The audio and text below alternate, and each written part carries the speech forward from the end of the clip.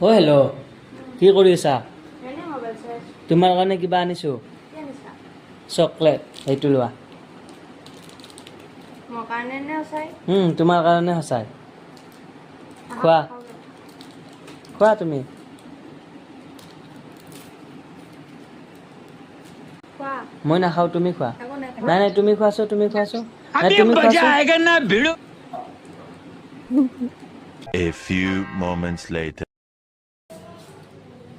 অ' hello' কি কৰি আছা? এনে আঞ্জা কুটি আছো। পইচাটো দিয়া এতিয়া।